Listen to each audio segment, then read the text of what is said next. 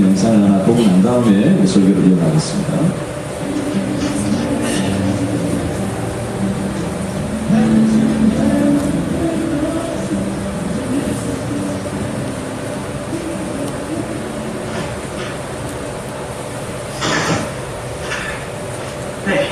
There's a strange odor in your house. Why something's dead.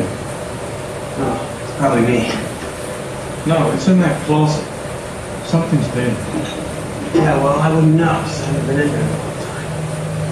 Josh, we have to address this. I need the key. What is it? Don't you trust me? And I said I'd take care of it, and I will. You know, nothing's ever good enough for you. I knew what he was talking about. I had one or two little personal things that I didn't want anyone to know about. And certainly not him. They were dead and rotten things left over from my past life. You have to make a decision.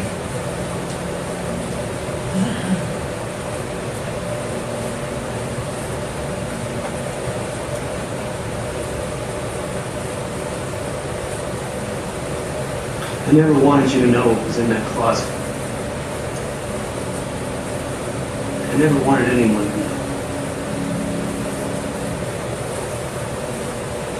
I don't even want it anymore. I can't let go. You know, every time I think it's out of my life, it just comes back tenfold. I don't want it.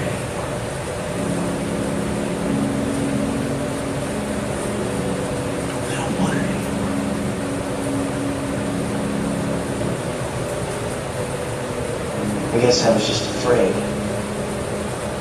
I was afraid to admit they were there. And then one day I finally went to the closet with them. And I remember, as we got closer, the odor got stronger and stronger.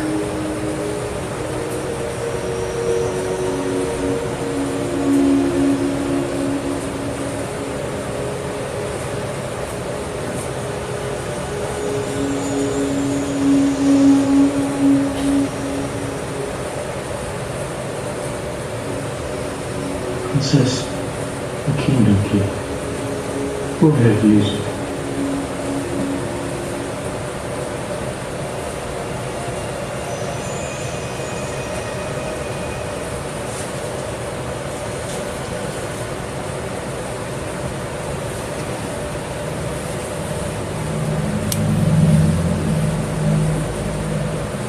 You can't. Josh, over here.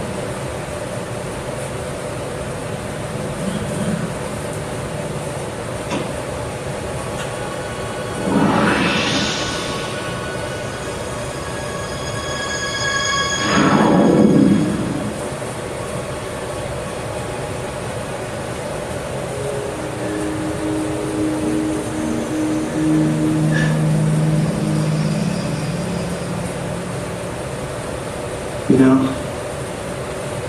I was just thinking, I can't do this anymore. Would you be willing to take over my entire house like you did that closet? Well, that's why I'm here.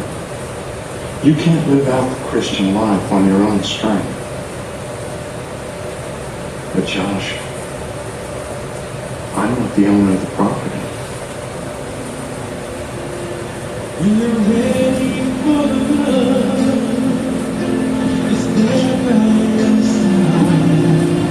When you're ready to give up all of your pride. When you're ready for the love, it's there to left you cry. It's in the way.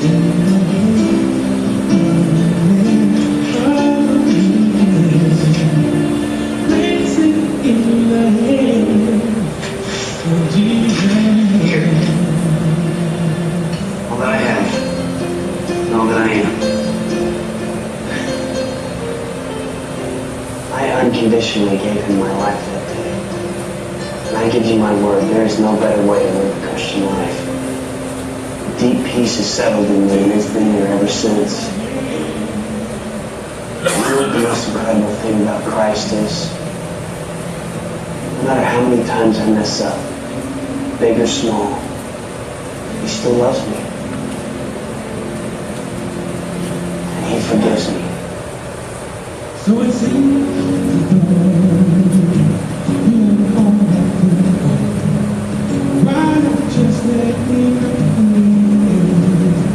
예, 영상이 잘 눈에 보이시지 않거나 글씨가 너무 작아서 눈에 안 들어오시는 분들한테 좀 죄송합니다. 제가 간단히 영상의 내용을 소개를 좀 드리면, 내 마음 그리스도인의 집이라는 이 소책자가 있는데 그걸 이렇게 영상으로 이렇게 만든 내용이에요. 사람의 그 집에, 사는 집에 가면 깨끗한 공간도 있지만 지저분한 공간도 있잖아요. 지금 방금 영상에 나왔던 이 벽장에 좀 지저분하고 냄새나는 것들이 있는데 그걸 들춰보기가 싫은 거예요. 누구도 그걸 보여주고 싶지 않을 면이 있어서 보여주지 않으려고 했던 거거든요. 근데 그걸 예수님께 맡겨드리고 의지했을 때 그것이 변화되었던 그 경험을 한 이 주인공이 내 삶의 모든 영역을 하나님께 다 맡기면 내 삶이 다 좋아지지 않을까 하는 걸 깨닫고 하나님 앞에 믿음으로 나아가는 그런 어떤 내용이 되겠습니다. 마찬가지로 우리의 마음도 냄새나는 영역이 있어요. 우리 삶의 영역 속에 냄새나는 영역들이 있어요. 이 비밀은 나만 간직하고 싶고 아무한테도 들키고 노출시키고 싶지 않은 삶의 냄새나는 영역들이 다 있단 말이에요. 생각도 하기 싫은 어떤 아픔들이 있단 말이에요.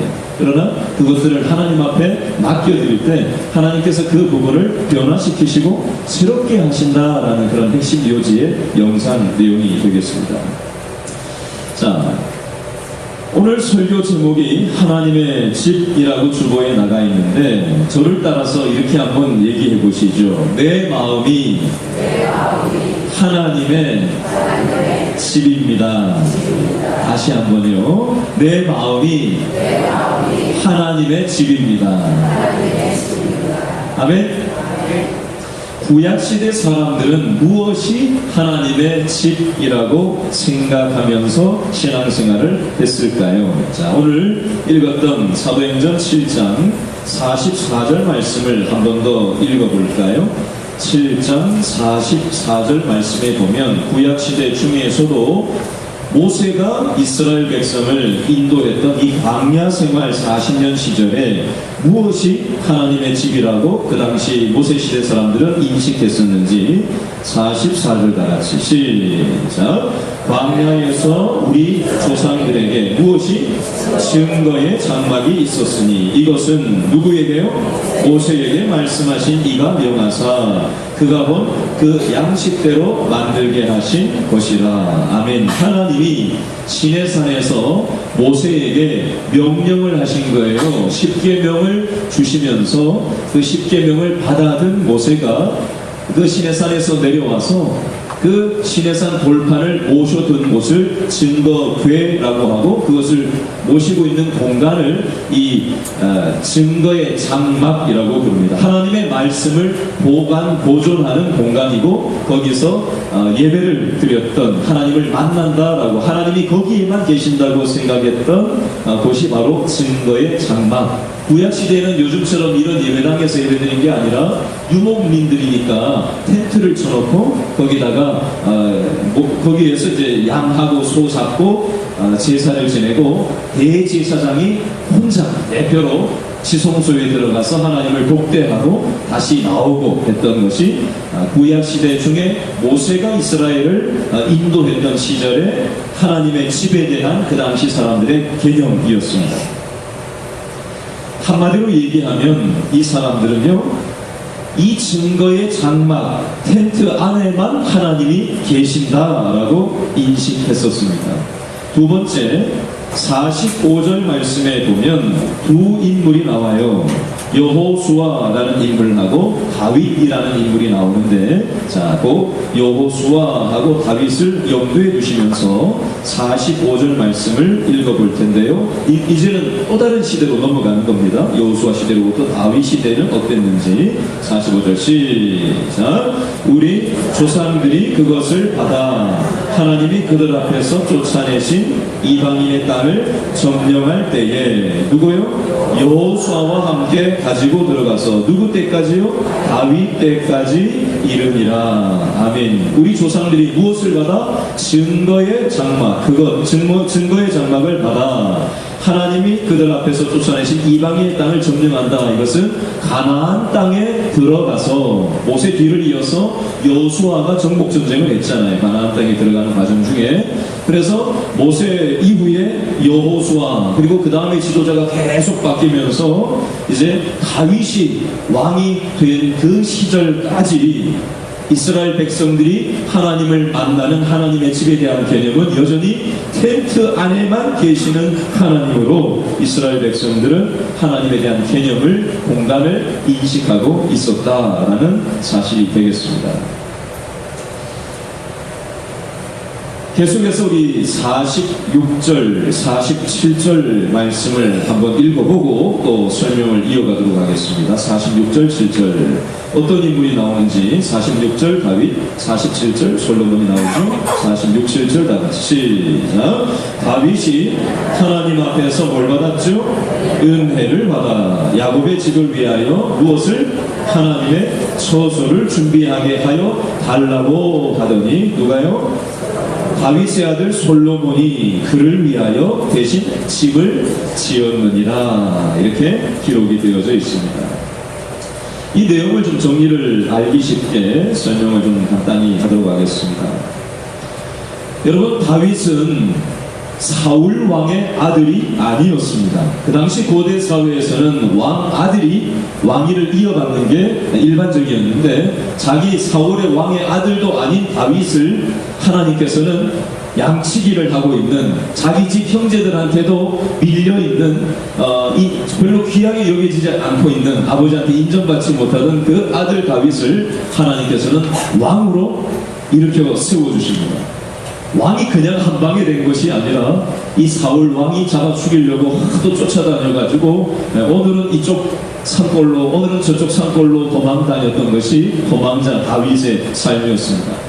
그런 중에도 하나님께서는 다윗에게 은혜를 베풀어 주셔서 목숨을 살려주셨고 은혜를 베풀어 주셔서 결국은 왕까지 이르게 되었습니다.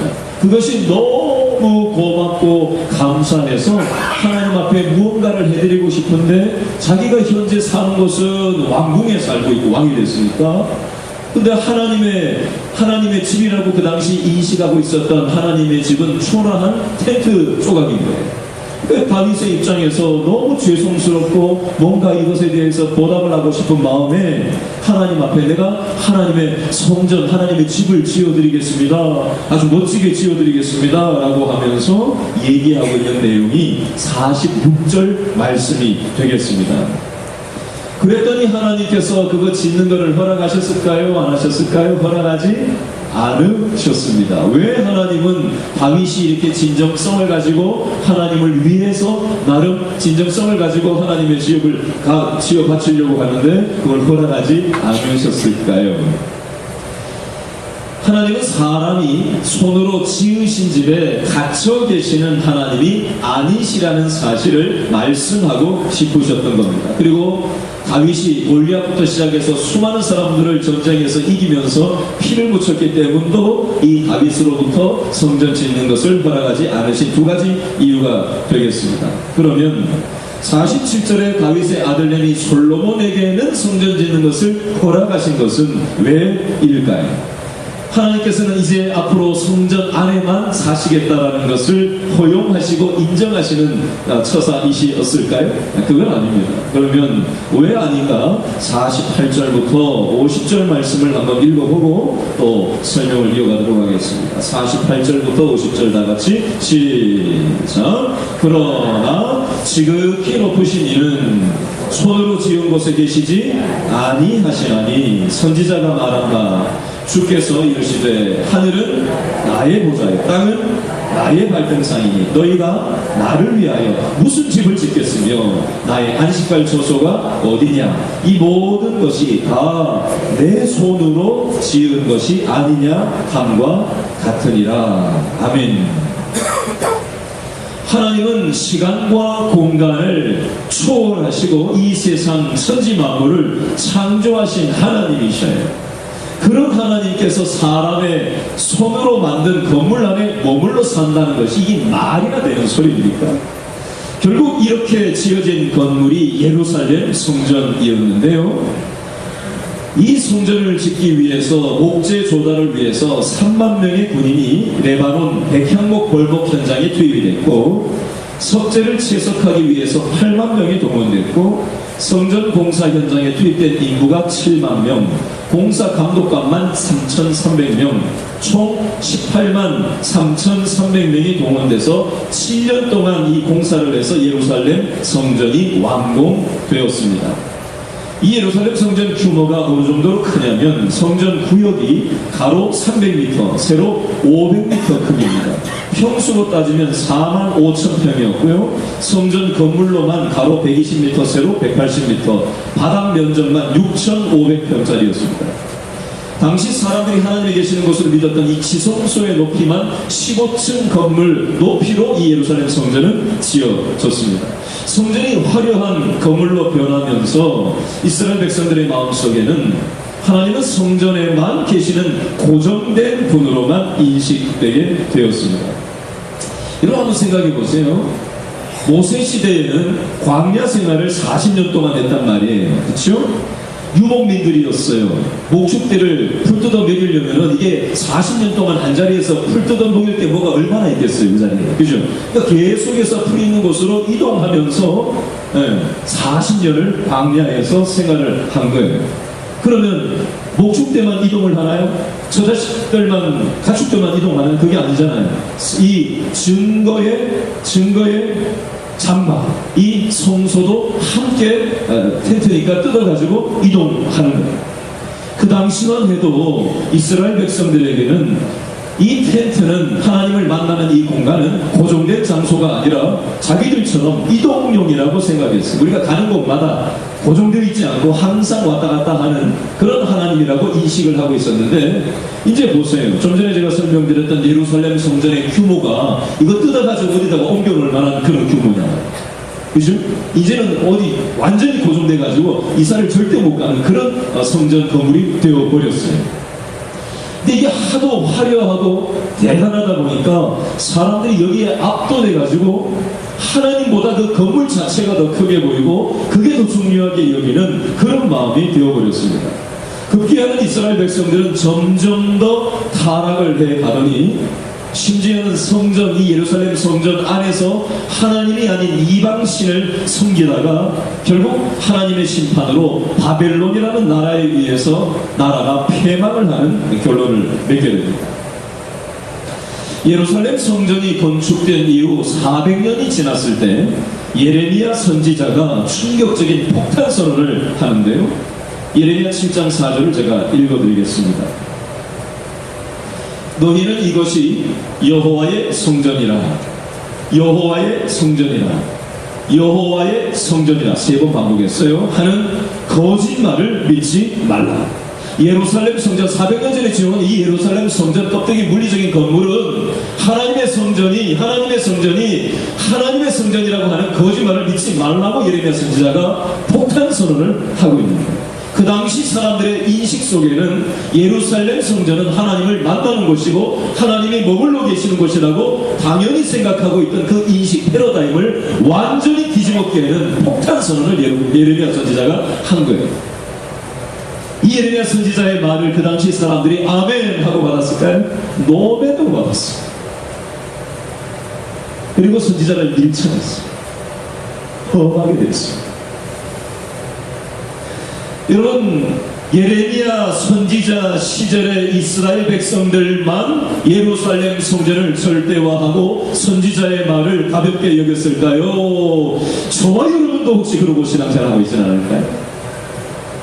여러분, 그 이후에 마가복음 13장으로 넘어가면 600년이 흐른 다음에 예수님이 이 땅에 오셔서 예루살렘 성전 바로 앞에서 제자와 예수님이 나눈 대화가 마가복음 13장 1절로 2절에 나오는데, 제자 중에 한 사람이 예수님에게 이렇게 질문합니다. 예수님, 예루살렘 성전이 정말 멋지고 대단하지 않습니까? 그랬더니 예수님께서 마가복음 13장 2절에서 이렇게 말씀하십니다. 예수께서 이르시되 내가 이 큰 건물들을 보느냐? 돌 하나도 돌 위에 남지 않고 다 무너뜨려지리라 라고 예수님이 말씀합니다. 한마디로 예수님은 이 예루살렘 성전을 기뻐하시지 않으셨습니다. 이 시간이 10년이 더 흐른 다음에 사도 바울이 성전과 관련해서 이런 얘기를 합니다. 고린도전서 3장 16절로 17절 말씀해 보니까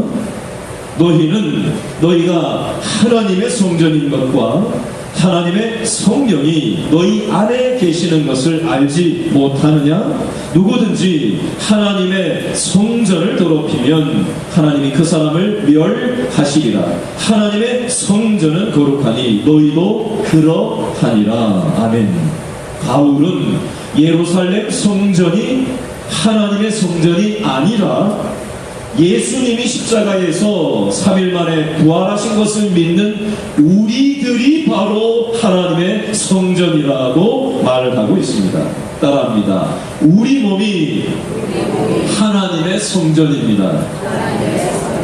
여러분, 바울의 말이 있은 지 또 10여 년 후에 예루살렘 성전이 돌 위에 돌 하나도 남지 않을 것이라고 말씀하셨던 마가복음 13장 2절의 이 말씀이, 예수님의 말씀이 역사적으로 입증되었는데, 주후 예수님 태어나시고 66년, 주후 66년에 로마 식민지를 반대하는 유대인들의 운동이 일어나기 시작했는데, 2년 뒤 68년에 네로 황제 다음인 베스파시아누스는 자기 아들 티투스를 보내서 반란을 진압을 합니다. 이 과정에서 유대인 100만 명이 죽임을 당하고, 또 2년 뒤 70년 8월 29일 날 예루살렘 성전 건물이 돌 위에 돌 하나도 남지 않고 완전히 허물어지게 됩니다. 현재 이스라엘에 가면 남아있는 이 통곡의 벽이라고 하는 예루살렘 성전 건물이라고 알고 있는 그 통곡의 벽은 예루살렘 성전 건물이 아니라 서쪽 축대의 일부만 그저 남아있을 겁니다. 근데도 엄청나게 높아요. 그것도 엄청나게 높아요. 여러분, 이스라엘 백성들은 착각을 했습니다. 유대 종교 지도자들도 착각을 했어요. 수많은 선지자들이 하나님께서 주신 이 마음을 받아가지고 말씀을 전했음에도 불구하고 착각하고 자기들이 알고 있는 것이 절대 진리라고 여겼었습니다. 그 표현을 오늘 본문 사도행전 7장 51절로 53절 말씀에는 뭐라고 얘기하는지 한번 더 읽어볼까요? 51절로 53절 다 같이 시작. 목이 곱고 마음과 귀에 할례를 받지 못한 사람들아, 너희도 너희 조상과 같이 항상 무엇을? 성령을 거스르는도다. 너희 조상들이 선지자들 중에 누구를 박해하지 아니하였느냐? 의인이 오시기라 예고한 자들을 그들이 죽였고, 이제 너희는 그 의인을 잡아준 자요 살인한 자가 되나니, 너희는 천사가 전한 율법을 어떻게 하고도 받고도 어떻게 한다? 지키지 아니하고 있지 않느냐라고 스데반이 설교하면서 이 종교 지도자들을 향해서 얘기를 하는 장면이 나오고 있습니다. 51절 말씀을 가만히 한번 보시겠어요? 목이 곱고 마음과 귀에 무엇을 받지 못했다고요? 할례를 받지 못한 사람들아 라고 종교 지도자를 향해서 너희들은 할례 못 받은 사람들이다 라고 얘기합니다. 종교 지도자들은 우리는 할례 받은 사람들이고 구별된 선민이라는 강한 프라이드를 가지고 있는 사람들이었는데, 거기다 대고 당신들은 할례 못 받은 사람들이다. 물리적인 할례가 아니라 마음의 할례를 못 받았고, 하나님의 말씀이 들려도 그것을 분별할 줄 아는 귀가 할례 받지 못한 사람들이다 라고 말씀을 전하고 있는데, 이 종교 지도자들이 이것에 대해서 아멘 했을까요? 노멘 했습니다. 그 결과가 어떻게 되죠? 다음 주 본문이 스데반을 돌로 쳐 죽여버리는 결과를 봤습니다. 예레미야 선지자와 수많은 믿음의 선지자들의 말을 그 당시 구약시대에도 믿음의 사람들이라고 자부하던 사람들이 잡아 죽이고 바로 신앙생활을 하는 사람들을 오히려 어렵게 만들었던 일이 너희들의 선조들에게도 그런 일이 있었지만 지금 바로 너희들 종교 지도자들이 지금 그 일을 하고 있는 거 아니냐라고 스데반이 종교 지도자들을 향해서 하고 있는 얘기가 혹시 저와 여러분에게도 똑같이 들어야 될 얘기는 아니냐라는 말씀입니다. 여러분, 이 종교 지도자들은 자기들이 지금 신앙생활을 잘 하고 있다, 자기는 문제없다고 여기고 있었습니다. 여러분, 아까 처음에 영상에서 봤던 것처럼 신앙생활은 요즘으로 얘기하면 썬데이, 주일날 예배당이라는 교회 빌딩 건물 안에서 예배라는 형식 안에 갇혀있는 그런 하나님이 아니세요. 우리의 일상생활, 월, 화, 수, 목, 금, 토, 우리의 가정과 우리의 직장과 우리의 세상살이 속에서 돈 문제가 얽히고 관계 문제가 얽히고 이것저것 자존심 문제가 얽혔을 때 우리는 어떻게 태도를 취하는 사람들입니다. 여러분, 그때 우리가 마음의 할례를 받고 하나님의 귀에 할례를 받게 되었다면 우리는 내가 원하는 결정을 하지 않고 하나님이 원하는 결정을 하려고 몸부림을 치지 않을 수가 없습니다. 우리는 끊임없이 하나님의 음성을 듣고 끊임없이 하나님의 마음이 무엇인지를 듣는 마음이 있지 않으면 우리는 선지자들을 죽이고 예수님을 십자가에서 못 박고 스데반을 돌로 쳐서 죽이는 물리적인 삶의 길을 하지는 않는다, 나는 그런 사람들하고는 다르다라고 착각할지 모르겠지만 우리는 얼마든지 물리적이지 않은 살인을 얼마든지 저지를 수 있는 사람들입니다. 여러분, 살인이라는 것이 물리적인 살인만 살인이 여러 영역 속에서 우리의 동기와 우리의 생각과 과연 나는 무엇을 듣는지, 내가 듣고 싶은 것만 듣진 않는지, 내가 원하는 마음만 생각하고 있지 않는지 우리 자신을 한번 오늘 말씀에 빗대어서 생각을 해보면 좋겠습니다. 하나님께서 우리에게 원하시는 것은 우리의 삶의 변화를 원하세요. 내 자신을 부인하고 내가 얼마나 위기에 빠져있는 존재인지 인식하고 자각하기를 오늘 스데반의 설교를 통해서 저와 여러분에게 하나님께서는 말씀하고 있는 것입니다. 한 10여 년 선교사역을 하다가 한국에 돌아와서 한 1년 쉬었다가 다시 출국하면서 선교편지를 보내온 어떤 선교사님의 선교편지 내용을 제가 읽어드리겠습니다. 4줄만 읽어드릴게요. 말씀 묵상과 기도가 드라마에 밀려나고 육체의 건강은 지나칠 정도로 꼼꼼히 챙기면서도 영적으로는 초기 암 환자처럼 자각 증세조차 없고 청년 퇴직 후보자 20-30년에 불과할 노후 대책에는 놀랄 만큼 계산적이면서도 죽음 이후의 영혼의 대책에 대해서는 무관심한 그리스도인들이 어쩌면 그리도 많은지,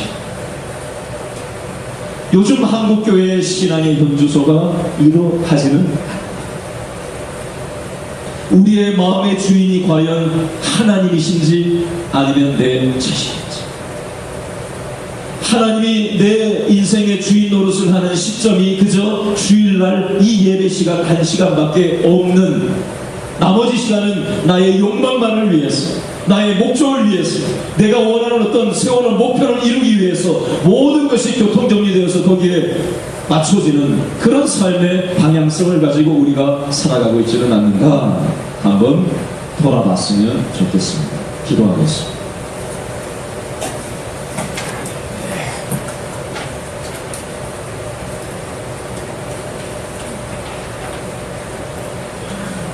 우리의 몸이 하나님의 집이라는 사실, 예배당 안에만 갇혀 계시는 하나님이 아니시라 무소부지하시고 시공간을 초월하시고 천지 만물을 지으신 아버지 하나님께서는 우리의 돈 문제, 우리 자녀 교육 문제, 우리의 노후 문제, 건강 문제, 그 어느 것 하나 할 것 없이 하나님이 우리를 도와주기를 원하시고 우리가 잘 되기를 원하시고 우리가 생명력 넘치는 삶을 살아가도록 하시기 위해서 우리 마음의 주인 노릇을 해주시고 우리의 삶의 운전대를 잡아주기를 원하시는데 우리가 하나님을 밀쳐내고 우리의 욕망을 위해서 우리가 다름질하고 있지는 않는지 오늘 말씀을 보면서 우리 자신의 삶을, 동기를, 생각을, 삶의 목표와 방향을 다시 한번 점검할 수 있기를 원합니다.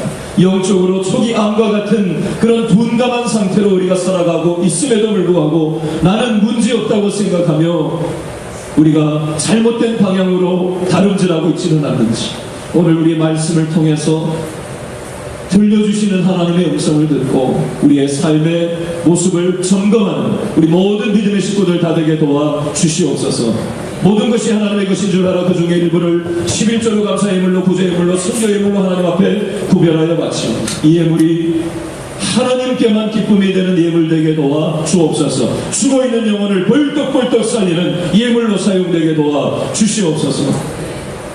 경제가 많이 어렵고 힘듭니다. 아버지 하나님, 우리가 최선을 다해보고 이리 뛰고 저리 뛰어보시라. 너무나도 부족하고 힘들고 지치고 좌절하고 답이 없을 때가 많이 있습니다. 남 모르는 눈물로 가장으로서 책임을 져야 되는데 아무리 이리 뛰고 저리 뛰어도 책임져지지 않는 이 현실로 인해서 무거운 어깨를 가지고 혹시 집으로 들어가는 가장들이 있습니까?